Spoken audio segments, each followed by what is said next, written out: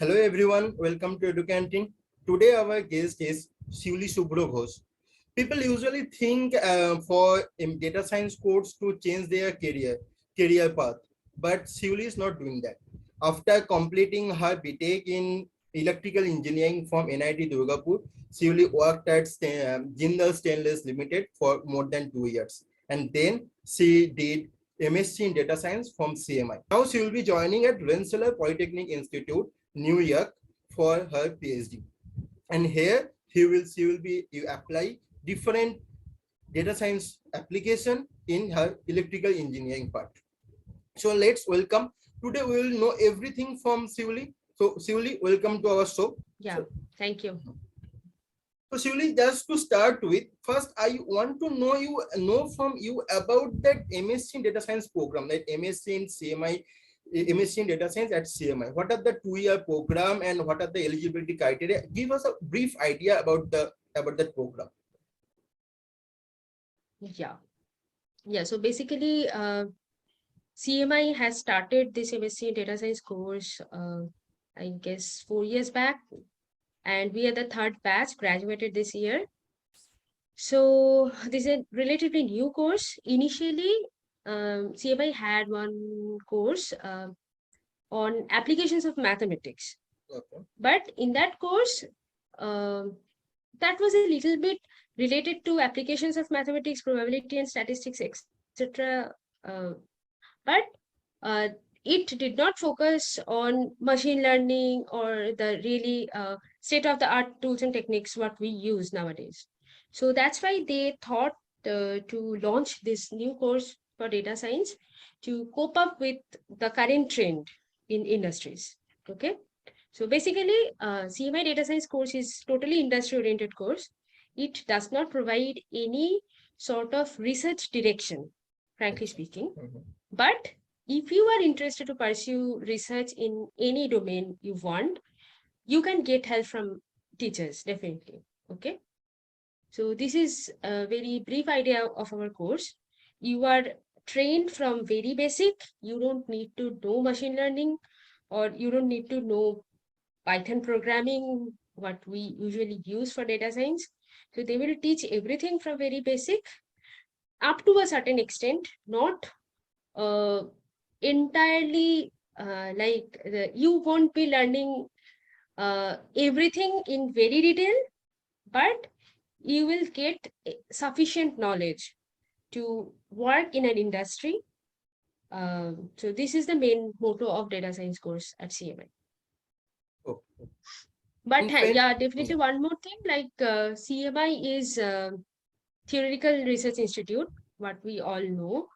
And if you think that this course is some sort of online courses, just using packages, you don't need to learn anything, just use packages blindly for the course. So this is not going to work at CMI. They teach very rigorously. They teach algorithms line by line, and you need to prove the algorithms as well, which is totally theoretical.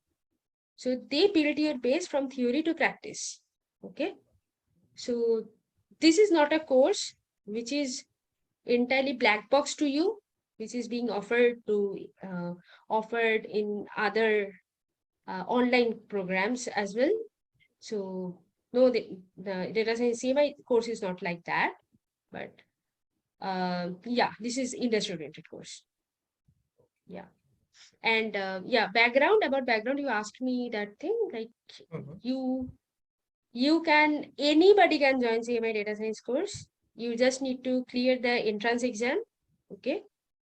There is no marks for experience or background or something. There is no marks for that, or there is no interviews.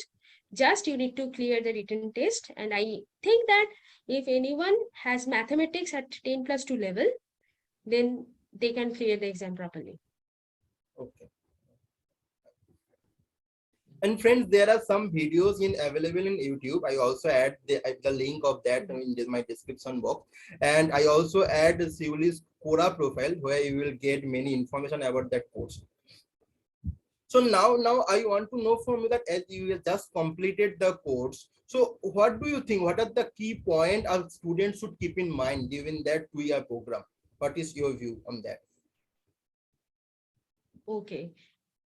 Yeah, students can keep in mind that they need to learn a lot, first thing, and they need to interact with the batchmates. And also, there are many seminars which are organized by CMI. There is a data science seminar every weekend, not every weekend, I think it's on Friday. But as we are the sufferer of this COVID thing, because we could not attend the classes live. Offline, yeah. So that's why it was quite boring for us, because it is not like good to study in front of laptop all the day. Right. So, but you need to keep in mind that you want a job after this course. So you have to prepare yourself accordingly. Okay. Like you need to practice coding, you need to practice aptitude, and also you need to practice for interviews as well. Okay. So first, when you will join the course, within like after first semester, the companies will come to take you as an intern. Okay. But in the first semester, you won't be learning much about machine learning. Okay. So there will be only just basics like programming and probability statistics a little bit. And but majority of the companies will ask you like if you have done any machine learning projects or not. Okay. They won't ask you any questions from like Python course. Yeah, they can ask you like one or two questions from OOPS, object oriented Python programming, but they won't uh, ask you about Python or about linear algebra. No, they won't ask you all these things. But they can ask you about projects, about like little bit basic machine learning questions. So it is better if you join the course, then it is better for you to uh, prepare at least machine learning topic, basics machine learning topic, before the interviews, before the that internship interviews. Okay, you can find lots of resources from online. You can make use of that. I'm not asking you that you should know everything in depth. You can definitely tell them that you are new beginner, you are just learning all these things in your course, but you have studied a little bit of machine learning and all, so that they can evaluate you based on your knowledge. So this is most important thing. So if you get an internship, then in the second semester you will learn most of the things, and in internship you will learn again like how to apply machine learning in industries. So if you get that, you will get sufficient knowledge, and from that internship you can get a PPO directly. What I got, actually, I did my internship at Legato Health Technologies, and from there I got a direct PPO, pre-placement offer. So this is important, but if you are not willing to take that PPO, or due to some reason you are not getting a PPO, then you don't need to worry about it. Your experience is really valuable for the internship what you did for 3 months exactly. We also got only 2 months due to COVID, but hopefully you guys will get 3 months at least. So that is a valuable experience, and definitely you can earn some money as well from that internship. And your experience will be valuable for the next interviews. And when you will be in the second year, then from the very beginning of the third semester, the companies will become, and there will be like big companies will come in first day slot and then second day slot. So you'll be quite loaded in the third semester. So try to prepare your best in the summers and when you are doing internships and all, so that you can grab a job as soon as all the interview starts. Okay, so these are a few things I want to mention, and then you can just chill in the final semester. What we eventually did. Right, right. So you mostly covered the placement part also. Still, I will ask about that as you were a space placement coordinator. So how to prepare for that placement part? And another thing is like, what are the companies? What are the different sectors comes in this placement session? Yeah, like sorry, for different sectors, like basically data analysis, data analyst companies come actually, like Cantor Analytics, and Tiger also comes, and also there were OSG Analytics, all this. But there are some offbeat companies as well, okay? Like Micron, which is a semiconductor electronics company, and also Synergy Maritime, okay? That is a shipping company, okay? So these companies are not exactly data science companies, but they hire data scientists for their projects, okay? So they also hire data scientists as well, and also mostly all the profiles are data scientist, data analyst, junior data scientist, uh, yeah, something like that, okay, or software engineer, okay, because we got that as associate software engineer post at Legato. I don't know why, but anyways, I guess they told us that in the initial part, like when we are freshers, then we will join as associate software engineers. Then after 1 year, they will promote us as data scientists or something like that. So that was their rule. But basically, all the roles are data analyst, data scientist, everything like that. Okay. And also, there is another profile in a quantitative analyst, financial analyst as well. So, but in quant roles, they require a little bit different skills than a particular data scientist. Okay. So, if you can master those skills, I guess that's really good to go. But for those roles, you need to learn dynamic programming and you need to be really good in coding. Okay. We data scientists are not meant to do dynamic programming coding or like competitive coding, basically. Okay. But to get selected into those roles, like quant roles, you need to be very good at puzzles. Okay. You need to be very good at competitive coding, exactly. All these things. Okay. So, yeah, if you are interested in those roles, you have to prepare accordingly. Okay.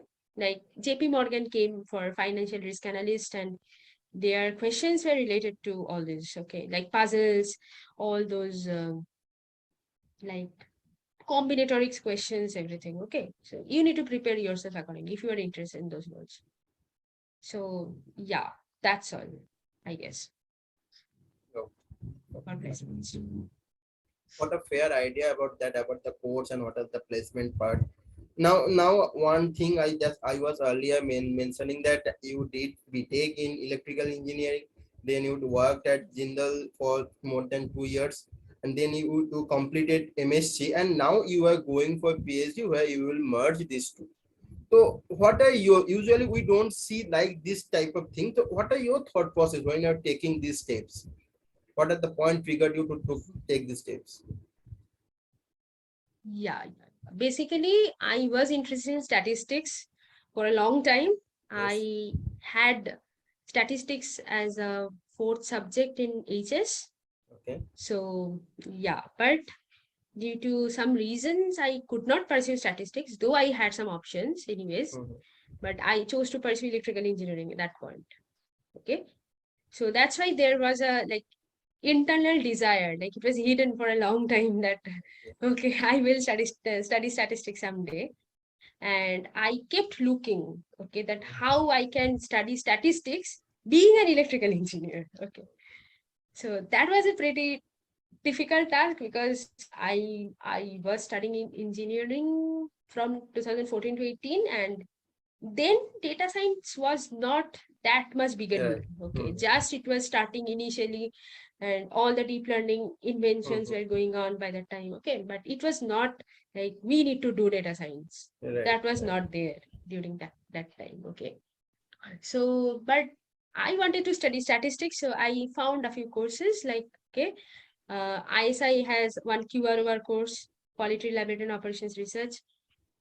Yeah, that is for meant for engineers. So yeah, definitely I can join. And also PGDBA was there. That was also newly introduced in 2018, I guess. So when we just graduated, and frankly speaking, I had no intention to join those courses straight away. I wanted to have some work experience. So okay, I went to job, and yeah, my initial desires were there. Okay, I will study statistics, and finally, I thought, okay, let's appear for these exams, and I started preparing for these three exams: that PGDBA, ISIQR, and CMI Data Science. Okay, these three exams. these three programs are not exactly quite coherent, you can say. But anyways, like PGDBA was related to business data analytics. ISIQR was related to quality. Okay. And data science is data science. Okay. So, but there were some similarities in the entrance test. So I thought, okay, fine, let's prepare for these three things. So I could not clear PGDBA in the first chance. And also I could not clear ISIQR. Okay. But these two preparations really helped me to clear CMI entrance exams. Okay. So the main thing is that if you keep trying, then definitely one thing will be like in place.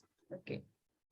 So that was my motivation. And when I joined, like if I did not join that CMI data science course, or probably like I would have chosen to like I don't know if I got a chance to be in ISI, then probably I should have taken that option.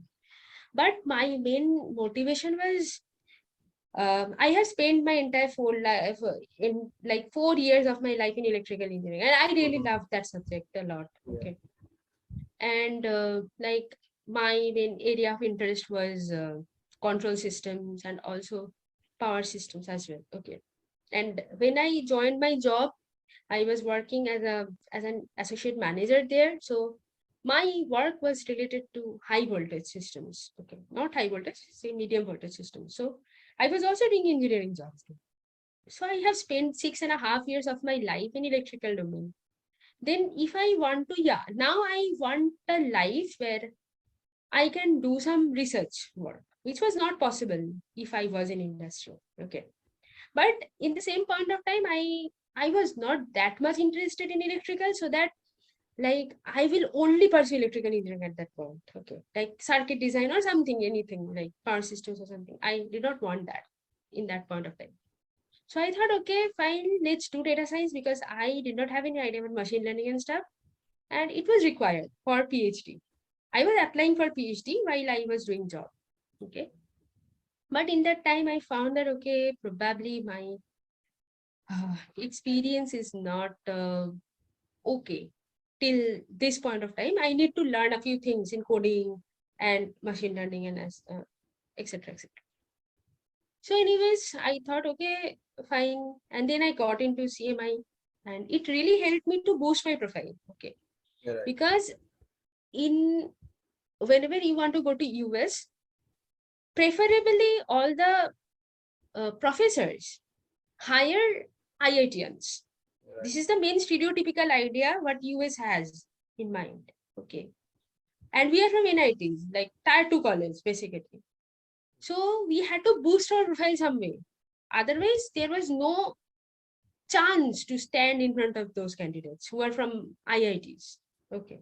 Even if they don't have any papers, they can just go there through recommendations. Okay. And Right. obviously, many people will have excellent profiles as well. Mhm.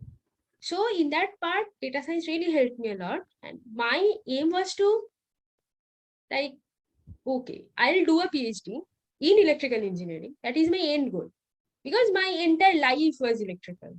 Yeah. But let's take a little break and let's study a few things which will enhance my coding skills, which will enhance my applied mathematics skills and statistics as well. But I was longing to learn from a long time in my life. And probably when I'll do a PhD in later time, probably those might be useful. So that was my main idea in my mind. Okay. And also there was one thing, if I am interested to join as a faculty in India, Mhm.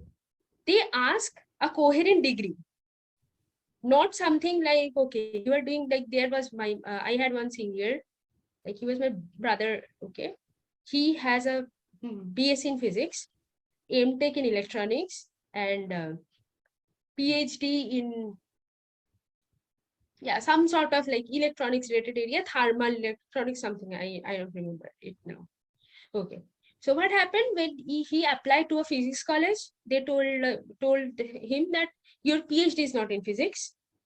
When he was applying for electronics engineering college, they told that your degree is in physics. You don't know anything about B.Tech electronics. Then how you will teach the graduate student? So Okay. he faced these problems. So in my case, I wanted to be clean and clear in my career path, so that if at some point of time I am interested to be a faculty, the question should not come that you have done your B.Tech in electrical engineering, then why didn't you do your master's or PhD in electrical engineering? So that's why my main idea was, okay, I need to get a degree in electrical engineering. And definitely, and there were other reasons as well, like I was working for a long time and I really like that thing, and I am good in that, what I did or what I do. So at that point of time, so that was my idea. Okay, I'll do combine these two things in my PhD, and then I hope my education will be not complete, but yeah, close to complete or something. Nicely explained. Like you had a love of electrical engineering and you saw that data science is a booming thing. So you grabbed that knowledge and right now you will be applying that Hmm. knowledge in your own field. Hmm. So that is the Yeah, point. Great, yeah. great. Okay. Okay. So in continuation of that, I want to know about like you are going to PhD, so you will be able to merge that data science in your field. Suppose someone want to do that thing, like someone in other domain and you did MSc in data science, and now she want to apply that part in a job. She don't want to go for a PhD, but she want to apply that in a job.